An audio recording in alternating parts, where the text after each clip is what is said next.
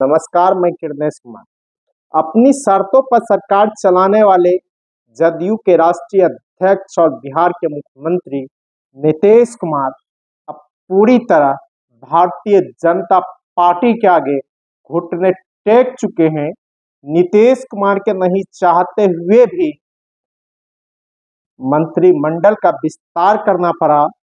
प्रधानमंत्री नरेंद्र मोदी के बिहार दौरे के 48 घंटे के अंदर ही बिहार में की कहानी बदल गई। फिर भाजपा के राष्ट्रीय अध्यक्ष जेपी नड्डा पटना पहुंचे, प्रभारी विनोद तावरे पहुंचे और नीतीश कुमार के साथ कई दौर की बैठकें हुई।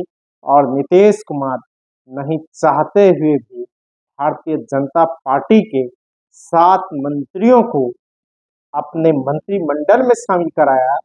नए मंत्री संजय श्रावगी हैं जो दरभंगा के विधायक हैं।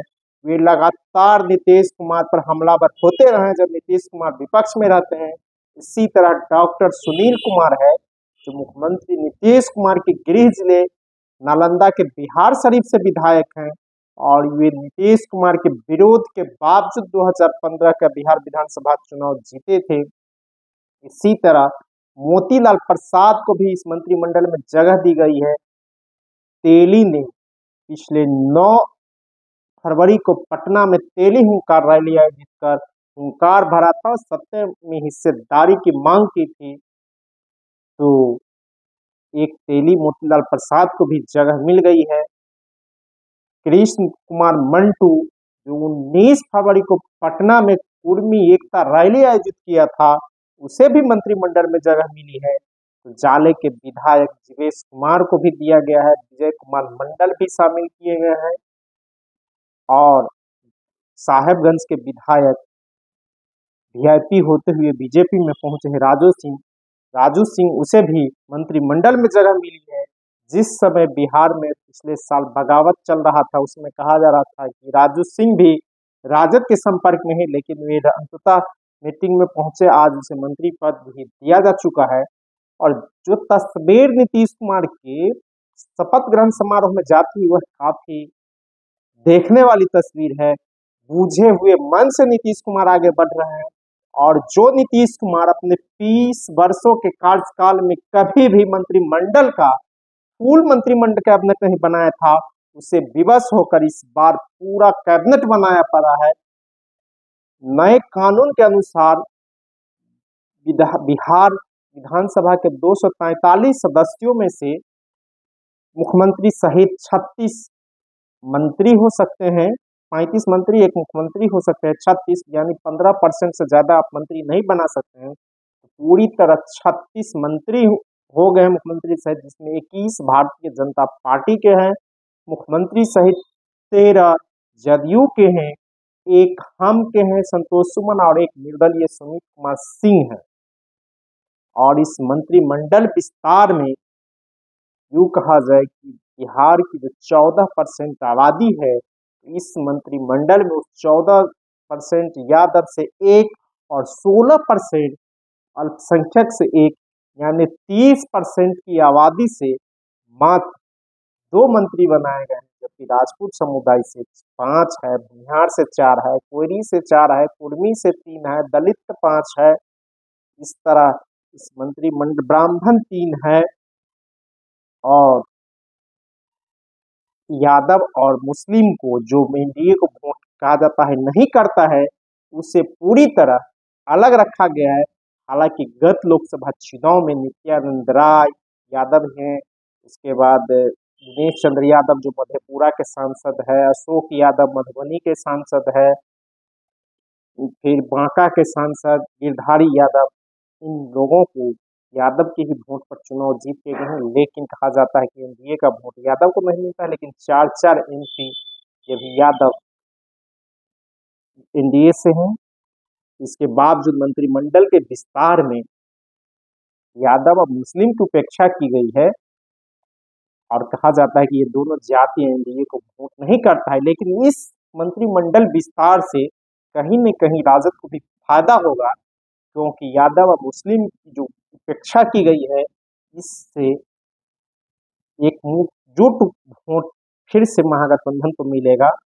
और क्योंकि सिर्फ 8 महीने बाद ही बिहार में अक्टूबर नवंबर में 18वें बिहार विधानसभा का चुनाव है। कहा जा रहा था कि जदयू समय से पहले चुनाव चाहती है, नीतीश कुमार समय से पहले चुनाव चाहते हैं, और भारतीय जनता पार्टी लगातार समय से पहले चुनाव के विपक्ष में थी। जब नीतीश कुमार 2024 में फिर से एनडीए के साथ आ गए, तब से ही कयास लगाया जा रहे थे कि लोकसभा चुनाव के साथ ही बिहार विधानसभा के चुनाव होंगे, लेकिन वह नहीं हुआ। फिर कहा जा रहा था 2025 के फरवरी मार्च में होगा, वह भी टल गया। फिर कहा जा रहा था अप्रैल मई में होगा, वह भी टल गया। इतना मंत्रिमंडल के विस्तार से तय हो गया है कि अब चुनाव बिहार का समय पर भी अक्टूबर नवंबर में होगा, क्योंकि 17वीं बिहार विधानसभा का कार्यकाल 22 नवंबर को समाप्त हो रहा है। इससे पहले 18वीं बिहार विधानसभा का चुनाव कराया जाना अनिवार्य है। हालांकि चुनाव की तैयारी में सभी राजनीतिक पार्टियां भी लग गई है और आयोग भी लगा हुआ है। मंत्रिमंडल का विस्तार बजट सत्र के आरंभ होने से ठीक 2 दिन पहले किया गया। बजट सत्र 28 फरवरी को शुरू हो रहा है और 28 मार्च तक चलेगा। इससे पहले 26 फरवरी को मंत्रिमंडल का विस्तार किया गया। सुबह में जब भाजपा के प्रदेश अध्यक्ष दिलीप कुमार जायसवाल ने अपने मंत्री पद से इस्तीफा दिया और दोपहर बाद शाम 4 बजे भाजपा कोटे के 7 मंत्रियों को शपथ दिलाई गई। और इस मंत्रिमंडल विस्तार में जदयू के एक भी मंत्री शामिल नहीं किए गए हैं। हालांकि देखा जाए तो 4 विधायक पर करीब 4 विधायक पर एक मंत्री बने हैं। अभी भाजपा के 79 विधायक है, उसके 30 मंत्री हो गए हैं। जदयू के 45 है तो उसके 13 हो गए, इससे ज्यादा ही है। हम के 4 है तो हम के 1 मंत्री है, लेकिन उसके पास 3 विभाग है और एक निर्दलीय सुमित सिंह मंत्री है, उसे जदयू कोटा से ही जोड़ा जाता है। तो कुल मिलाकर नीतीश कुमार अब भारी दबाव में आ गए हैं। जो नीतीश कुमार अपनी इच्छा के हिसाब से सत्ता चलाते रहे हैं, अब ये पूरी तरह भारतीय जनता पार्टी की इच्छा पर निर्भर हो गया और भारतीय जनता पार्टी के आगे पूरी तरह घुटना भी टेक दिए हैं। जब यही नीतीश कुमार कहते थे कि हम किसी से समर्थन नहीं मांगने जाते, खुद लोग हमको समर्थन देते हैं। जब 28 जनवरी 2024 को नीतीश कुमार महागठबंधन से अलग हो गए थे, तो जदयू के तत्कालीन महासचिव और वर्तमान में कार्यकारी राष्ट्रीय अध्यक्ष संजय झा भाजपा के कार्यालय गए थे, वहां जाकर उन्होंने समर्थन मांगा था। उसके बाद भाजपा विधायक मुख्यमंत्री आवास पहुंचे था और तब जाकर नीतीश कुमार को एनडीए विधायक दल का नेता चुना गया था। उसके बाद नीतीश कुमार राजभवन गए थे, फिर इस्तीफा दिए, फिर शपथ लिए। और इससे साफ लग रहा है कि नीतीश कुमार ने अब पूरी तरह भाजपा पर निर्भर हो गए हैं। कहा जाता है इसके पीछे एक पूर्व आईएएस अधिकारी का हाथ है। जिस पूर्व आईएएस अधिकारी से ईडी ने कलकत्ता में पूछताछ की थी, उस आईएएस अधिकारी ने पटना में आकर सत्ताधारियों को डराया, कहा कि हम फंसेंगे तो आप लोग सभी फंस जाइएगा, इसलिए बचना है तो एनडीए के साथ चलिए। उसके बाद जनवरी 2024 में नीतीश कुमार एनडीए के साथ चले गए और वही पूर्व आईएएस अधिकारी के माध्यम से दिल्ली बिहार में सत्ता का संचालन कर रहा है। और इस मंत्रिमंडल विस्तार के पीछे उस पूर्व आईएएस का बड़ा हाथ बताया जा रहा है। कहा जा रहा है कि नीतीश कुमार के नहीं चाहते हुए भी वही पूर्व आईएएस अधिकारी ने नीतीश कुमार को मनाने का काम किया है और उसके बाद ओथ हुआ है और नीतीश कुमार बुझे हुए मन से शपथ ग्रहण समारोह में गए। और कहा जा रहा है कि राजभवन में जहां लोग बैठे थे, मुख्यमंत्री चुप थे और भाजपा के लोग पूरे खुशी के माहौल में थे, लेकिन नीतीश कुमार एक कोने में बैठे हुए थे शपथ ग्रहण के बाद और ये चुपचाप सुन रहे थे। लेकिन दूसरी तरफ काफी खुशियां मनाई जा रही थी और मंत्रिमंडल विस्तार के बाद भाजपा के प्रदेश कार्यालय के आगे पटाखे भी फोड़े गए थे। एक तरह से कहा जाए कि मंत्रिमंडल विस्तार के बाद अगर पटाखा फोड़ा जा रहा है, इससे साफ दिख रहा है कि नीतीश कुमार ने पूरी तरह से भारतीय जनता पार्टी के सामने आत्मसमर्पण कर दिया। बिहार में हुए मंत्रिमंडल के विस्तार के बाद नीतीश कुमार जी की आभा और साख दोनों मिट्टी में मिल गई। जनता दल यूथ शरद जी की पार्टी थी, समाजवादी विचारधारा की पार्टी थी, समता पार्टी नीतीश कुमार जी की थी, जो भाजपा से रिश्ते जोड़े थे। लेकिन मैं देख रहा हूं कि इन दिनों भारतीय जनता पार्टी पूरी तरह से सीमों पर अपनी कब्जा जमा ली है। अप्रत्यक्ष तौर पर अपने लोगों को बैठा रखा है, जो स्वयं जिनके पुत्र और पुत्रियां जांच के दायरे में है। वो रिटायर्ड व्यक्ति अपना काम कर रहा है, भाजपा के एजेंडे को लागू कर रहा है। अब 21 की संख्या हो गई है। अब जरा कल्पना करिए कि 5 से लेकर करके 24 तक अब कभी भी नीतीश कुमार जी को इतनी असहजता का सामना नहीं करना पड़ा। नीतीश कुमार जी असहज हैं भी, कई कारण से असहज हैं।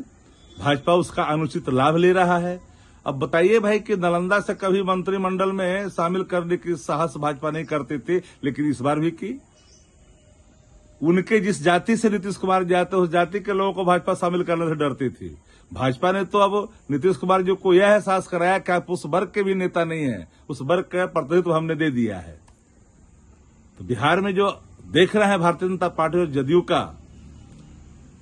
लड़ाई देख रहे हैं, आंतरिक लड़ाई चल रही है। और भाजपा जो है पूरी मुस्तैदी के साथ सिंधे के रास्ते, एकनाथ सिंधे के रास्ते बिहार को ले जाना चाह रही है। अब परिजन भी गुहार लगा रहे हैं कि पिताजी को 25 में मुख्यमंत्री बनेंगे, चुनाव के बाद ये घोषणा करनी चाहिए। लेकिन कौन घोषणा करेगा? हर कोई चुप है। नेतृत्व में चुनाव लड़ेंगे सिंधे की तरह, उसके बाद वही होगा। क्योंकि सबको पता है कि भारतीय जनता पार्टी जदयू में 100-105 की सीटें के बंटवारा होगा। बाकी सीटें तो चिराग पासवान जी और मांझी जी लेके जाएंगे, जो भाजपा के साथ रहेंगे। फिर वही होगा जो सबको ज्ञात है। लेकिन ये जान लीजिए कि तेजस्वी जी के रहते भर में अब ये संभव नहीं है। लाख गठजोड़ कर ले, बिहार में कहां। और अब बिहार की आवाम ने एक कमिटमेंट, एक प्रतिज्ञा ले ली है कि नया बिहार, तेजस्वी सरकार, पूर्ण बहुमत अब की बार। तो 225 में तो पूर्ण बहुमत के साथ अब करते रहिए कसरत, कुछ होना नहीं है। हाँ, नीतीश कुमार जी समाप्त होंगे।